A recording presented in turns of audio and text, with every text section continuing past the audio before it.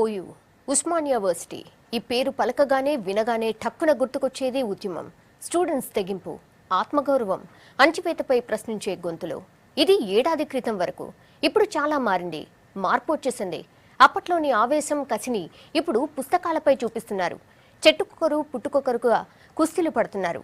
ఈ ప్రపంచంతో సంబంధం లేనట్టు చదువుల్లో లీనమయ్యారు. తెలంగాణ పబ్లిక్ సర్వీస్ కమిషన్ ఒక్కొక్కటిగా విడుదల చేస్తున్న నోటిఫికేషన్లతో విద్యార్థుల్లో కొత్త ఆశలు చిగురించాయి. సిలబస్ కూడా ప్రకటించడంతో కాంపిటీషన్ ఎగ్జామ్స్ ప్రిపరేషన్లో మునిగిపోయారు. ఇప్పుడు ఎవరైనా ఓయూ వైపు వెళ్తే ఆ సీన్స్ చూసి ఔరా అని ఆశ్చర్యం వ్యక్తం చేస్తున్నారు. పుస్తకాల పురుగుల్లా ఉన్నారు, వీళ్ళ ఉద్యమం చేసింది అని ఓసారి గత జ్ఞాపకాలను నెమరవేసుకుంటున్నారు జనం. ఓయూలో స్టూడెంట్స్ ఎగ్జామ్ ప్రిపరేషన్ పై మా కరెస్పాండెంట్ మల్లేష్ అందించే గ్రౌండ్ రిపోర్ట్ ఒకసారి చూద్దాం. ఉద్యమాలకు ఊపిరి పోసి మేధావులను తయారు చేసి సర్కారు కొలువుల కోసం పీస్ఫుల్గా వెల్కమ్ చెప్తున్న ఉస్మానియా యూనివర్సిటీలో విద్యార్థుల ప్రిపరేషన్ ఎలా ఉందో చూద్దాం. బంగారు తెలంగాణ కావాలంటే ప్రతి విద్యార్థి కూడా ఉద్యోగిగా మారి ఈ తెలంగాణలో అవినీతి లేకుండా చదువుకుంటే ఒక గ్రూపును అధికారి అయితే ప్రజలకు సేవ చేయొచ్చు అనే ఆలోచనతో ఉంటాడు. ఇక్కడ చూసినట్టయితే రేయం బగులు కష్టపడుతూనే ఉన్నారు ప్రతి విద్యార్థి కూడా. మాకు లైబ్రరీ ఉంది కానీ అక్కడ స్పేస్ సరిపోవట్లేదు, అందుకే ఇక్కడికి వచ్చి చదువుతాం. ఇక్కడ పీస్ఫుల్ అట్మాస్ఫియర్తో, దానివల్ల అదొక రీజన్. అండ్ అంటే డిస్కస్ చేసుకోవడానికి లైబ్రరీలో డిస్కస్ చేయలేము, సో ఇక్కడ వచ్చి డిస్కస్ చేసి అట్లా చేయడానికి కోసం ఇక్కడ మాకు అవైలబుల్ ఉంది స్పేస్. ప్రతిరోజు పొద్దున్న 6 గంటల నుంచి సాయంత్రం ఆల్మోస్ట్ 7 గంటల వరకు మేము ఇక్కడే చదువుకుంటాం. ఎందుకంటే ఇలాంటి అట్మాస్ఫియర్ మీకు మొత్తం హైదరాబాద్లో ఎక్కడ లేదు కాబట్టి. ప్లస్ ఆల్మోస్ట్ అందరు ఇక్కడ కష్టపడుతున్న జాబ్ కొరకే, ఒక మంచి గవర్నమెంట్ జాబ్ అందరికి వస్తుందని ఆశతోని అందరు ఇంత కష్టపడుతున్నాను. అయితే రోజుకు 16 నుంచి 18 గంటలు చదివేటోళ్ళం కూడా ఉన్నాం ఇక్కడ.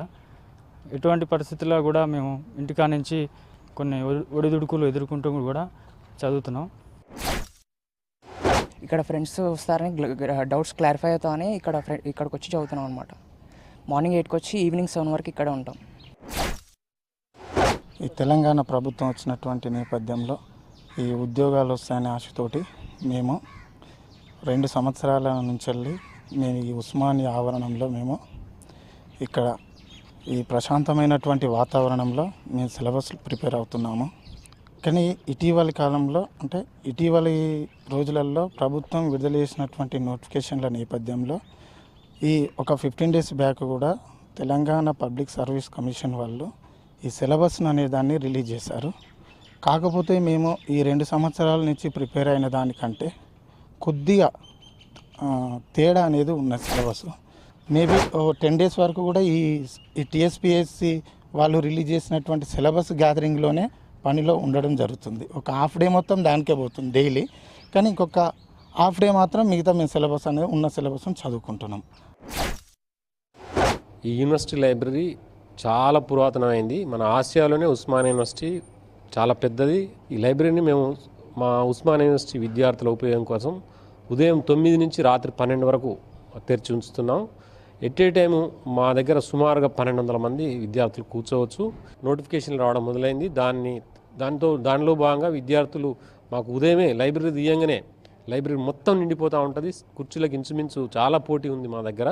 వాళ్ళ కోసం వాళ్ళకి కావాల్సిన పత్రికలు, పుస్తకాలు, మ్యాగజైన్స్, ఇంకా వేరే కాంపిటేటివ్ మెటీరియల్ మేము తెప్పిస్తూ ఉన్నాం. దానికి తెలంగాణ హిస్టరీ గురించి వారు బాగా కాన్సన్ట్రేషన్ చేయాలి. ఎందుకంటే లాస్ట్ ఇయర్ కూడా నెట్లో కానీ సెట్లో కానీ ఎన్నో క్వశ్చన్స్ వారు బాగా అడిగారు. అందుకని నేను చెప్పేది అంటే తెలంగాణ హిస్టరీ గురించి మీరు బాగా కాన్సన్ట్రేషన్ చేయండి. ఒకటి ఇంకొకటి ఇది కాకుండా మా దగ్గర కొద్దిగా 2013, 14, 15 ఎన్నో బుక్స్ మన దగ్గర ఉన్నాయి. కొద్దిగా అవి బుక్స్ మీరు చదివితే మీకేమంటే తెలంగాణ గురించి హిస్టరీ గురించి ఒకటేమిటంటే పర్ఫెక్ట్ నాలెడ్జ్ మీకు వస్తుంది.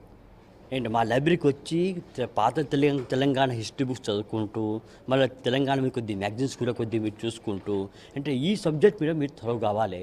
అందుకనే మీకు జాబ్ వచ్చే ఛాన్సెస్ చాలా బాగా ఉంటాయి. ఉస్మానియా యూనివర్సిటీ ఉద్యమాలకే కాదు, ఉన్నత ఉద్యోగులు సాధించడానికి సై అంటున్నారు యూనివర్సిటీ విద్యార్థులు. ప్రశాంతమైన వాతావరణంలో సర్కారు కొలువు కోసం పుస్తకాలతో కుస్తీ పడుతున్న విద్యార్థులకు ఆల్ ది బెస్ట్ చెప్దాం. కెమెరా పర్సన్ మహేష్తో మల్లేష్, V6 హైదరాబాద్. అయితే ప్రణాళికాబద్ధమైన ప్రిపరేషన్ ఉండాలని ఇష్టం వచ్చినట్టు చదివేస్తే టైం వేస్ట్ అంటున్నారు Nizam college professor doctor Murali. రోజుకు 16 లేదా 17 గంటలు చదివేస్తున్నాం అని చెప్పుకోవడం కాదని సబ్జెక్టుపై అవగాహనతో చదివితేనే ఉపయోగమన్నారు. తెలంగాణపై మార్కెట్లో వందల పుస్తకాలు ఉన్నాయని, నిపుణులు సూచించిన వాటిని ఫాలో కావాలన్నారు. అన్నీ చదువుకుంటూ పోతే ఎలాంటి ప్రయోజనం ఉండదంటున్నారు. ఈ వచ్చినటువంటి సిలబస్లో ఏ ఉద్యోగాలు ఏమేమి ఉన్నాయి, ఏ ఉద్యోగానికి మనం అవైలబుల్గా ఉన్నామో అనేటువంటిది ఒకటి ఆలోచించండి. మీరు పోటీ ఎలా ఉంటుంది అంటే ఒక్కొక్క ఉద్యోగానికి ఎన్ని వేల మంది పోటీ ఉన్నారని మీరు ఒక క్లాసిఫికేషన్ చేయండి. దాని ప్రకారంగా మీ యొక్క వే ఆఫ్ ప్రిపరేషన్ని ప్లానింగ్ చేయండి. అంటే పోటీ స్థాయి ఎలా ఉంటుంది, ప్రశ్నల యొక్క సరళి ఎలా ఉంటుంది, ప్రశ్నల్ని అంచనా వేయటం ఎలా, మన యొక్క ప్లానింగ్ ఆఫ్ ప్రిపరేషన్ ఎలా. తెలంగాణ అంశం ఒక్కటి మీరు దానిపైన పట్టు సాధిస్తే ఉద్యోగం సాధించవచ్చు అటువంటి కాన్సెప్ట్ పిల్లవానికి వచ్చింది. అంటే ఒక తెలంగాణ ఉన్నటువంటి ఉద్యమమే కాకుండా, తెలంగాణ ఉన్న చరిత్రే కాకుండా, సిలబస్లో ఉన్నటువంటి ప్రతి అంశం పట్ల మీకు సామాజిక స్పృహ అనేది ఒకటి ఏర్పాటు చేయాలి. ఏ ఉద్యోగాలలో ఏ సిలబస్ ఉంటుంది, మనకు దేనికి అనుకూలంగా ఉన్నటువంటిది ఒకటి ఏర్పాటు చేసుకొని ఆ సిలబస్ని ఏ రకంగా మీరు చదువుకోవాలి అనేది ఒకటి టైం చేయండి. 3 నెలల టైం ఉందా, 4 నెలల టైం ఉందా, ఈ టైంను బట్టి మనం ఎలా చదవాలి. సిలబస్ పైన అవగాహన ఏమేమి ఇచ్చారు, ఇందులో జనరల్ స్టడీస్లో ఏముంటుంది. ఈ జనరల్ స్టడీస్లో ప్రత్యేకంగా మీరు దేని మీద ఫోకస్ చేయండి అంటే social awareness, social problems, social issues, దీనిపైన ప్రత్యేకంగా ఒక అవగాహన ఏర్పాటు చేసుకోండి. ఈ సోషల్ ప్రాబ్లంలో తెలంగాణ సోషల్ ప్రాబ్లమ్స్ ఏమైనా ఉన్నాయా. ఉదాహరణకు తీసుకుంటే పాలమూరు జిల్లాలో ఉన్నటువంటి వలసలు, తెలంగాణలో ఉన్నటువంటి దేవదాసి, మాతంగి వ్యవస్థ, ఇంకా నల్లగొండ జిల్లాలో ఉన్నటువంటి ఫ్లోరెన్సిస్ సమస్య, ఇలాంటి సమస్యలు ఎక్కడెక్కడ ఉన్నాయి దీని మీద ఏర్పాటు చేయాలి. రెండవది కల్చర్ మీద ఫోకస్ చేస్తారు. The culturist of Telangana, culturist of India. ఈ కల్చర్లో మీరు చదవాల్సింది పిల్లలు తెలంగాణ ఉన్నటువంటి సాంస్కృతిక విధానాలు ఏమేమి ఉన్నాయి, కలంకారీ పద్ధతి ఎక్కడ ఉంది, ఇక్కత్ ఎక్కడ ఉంది, ఫిలిగ్రీ ఎక్కడ ఉంది, బిద్రి ఉంది, చెక్క బొమ్మలు, కొయ్య బొమ్మలు, దంత బొమ్మలు, ఇలాంటి పైన అభ్యర్థులు ఖచ్చితంగా ఒక అవగాహన ఏర్పాటు చేసుకొని దానికి సంబంధించినటువంటి ప్లాన్ ఏర్పాటు చేసుకొని సొంతంగా నోట్స్ తయారు చేసుకుంటూ పోతే సిలబస్ని 2 లేదా 3 నెలల్లో జనరల్ స్టడీస్ మీద అవగాహన సాధించవచ్చు. ముఖ్యంగా జాతీయ స్థాయిలో వచ్చినటువంటి గ్రంథాలపైన ఒక అవగాహన మీకు ఉండడం ఎంతైనా అవసరం. నేషనల్ లెవెల్, యూపీపీఎస్సీ లెవెల్లో ఉన్నటువంటి గ్రంథాల మీద ఒకసారి అవగాహన చేసుకోండి. ఆ సిలబస్ ప్రస్తుత గ్రూప్స్లో ఉన్న సిలబస్ ఒకే రకంగా ఉంటుందా లేదా. అలాంటి ప్రామాణిక గ్రంథాన్ని చదువుకుంటే పిల్లలకు, అభ్యర్థులకు ఎలాంటి అవతవక లేకుండా ఒక స్పష్టమైనటువంటి అవగాహన ఏర్పడుతుంది. రెండవది ప్రభుత్వం ప్రచురించేటువంటి ముఖ్యమైన జర్నల్స్ ఉంటాయి, నేషనల్లో కానీ స్టేట్ లెవెల్లో కానీ. కాబట్టి గవర్నమెంట్ ప్రవేశపెట్టినటువంటి పథకాలు కానీ, గవర్నమెంట్ ప్రవేశపెట్టినటువంటి టెక్స్టులు కానీ వాటి పట్ల ఒక అవగాహన ఏర్పాటు చేసుకొని మీకంటూ ప్రత్యేక నోట్స్ ఏర్పాటు చేసుకొని అలాంటి ప్రామాణిక గ్రంథాలను చదవండి. ఈ టైమ్ ఆఫ్ ప్లానింగ్లో మనకు అభ్యర్థులకు మొత్తం కూడా రోజుకు మనం 10 గంటలు చదివామా, 12 గంటలు చదివామా, ఒక సక్సెస్ అయినటువంటి వాళ్ళ అభ్యర్థులు చెప్పినటువంటి టిప్స్, పద్ధతులు మీరు అన్వయించుకోండి. ఎన్ని గంటలు చదివాము అనేది కాదు, చదివిన తక్కువ సమయంలో సబ్జెక్టు పైన పూర్తి అవగాహన మనకు వచ్చిందా రాలేదా అనేది ప్రధానమైన అంశం. ఒకసారి ఇండియన్ హిస్టరీ చదివారు, 2 అవర్స్ బ్రేక్ ఇవ్వండి. 2 అవర్స్ బ్రేక్ ఇచ్చి ఇండియన్ ఎకానమీ చదవండి. మళ్ళీ ఇండియన్ ఎకానమీ చదివినాక మళ్ళీ 2 ఇయర్స్ మళ్ళీ తర్వాత ఇండియన్ సోషల్ ప్రాబ్లమ్స్. అంటే సబ్జెక్ట్ రోజుకు 4 గంటలు మధ్యలో 4 గంటలు మొత్తం 8 గంటల్లో మీరు దాదాపు 4 సబ్జెక్ట్స్ మీద అవగాహన చేయండి. ఈచ్ 2 అవర్స్కి ఒక కొత్త సబ్జెక్ట్ని ఫాలో కండి. కంటిన్యూస్గా 8 గంటలు ఒకే సబ్జెక్ట్ని చదివితే మైండ్ డిస్టర్బ్ కాకుండా సబ్జెక్ట్లో పూర్తి అవగాహన అనేది లోపిస్తుంది. మార్కెట్లో దొరికేటటువంటి అన్ని పుస్తకాలు చదవకుండా ఏదో ఒకటి ప్రామాణిక గ్రంథాన్ని చదివి అందులో నోట్స్ ప్రిపేర్ చేసుకోండి. రెండవది రోజు వచ్చేటువంటి దినపత్రికలపైన, అది జాతీయ స్థాయిలో, రాష్ట్ర స్థాయిలో వచ్చేటువంటి దినపత్రికలపైన ప్రత్యేకంగా అవగాహన ఉండాలి.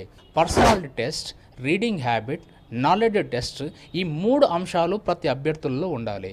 తను వచ్చిన ప్రాంతం యొక్క అవగాహన, తన రాష్ట్రం యొక్క అవగాహన, తన దేశం యొక్క అవగాహనతో పాటు భారతదేశ సరిహద్దులో ఉన్నటువంటి సమస్యలను కూడా అవగాహన ఉండాలి. ఒక పటిష్టమైనటువంటి నిర్దిష్టమైనటువంటి స్వంత నోట్స్ను ప్రిపేర్ చేసుకుంటూ వెళ్ళండి. అప్పుడు విజయం మీ వంతకు వస్తుంది.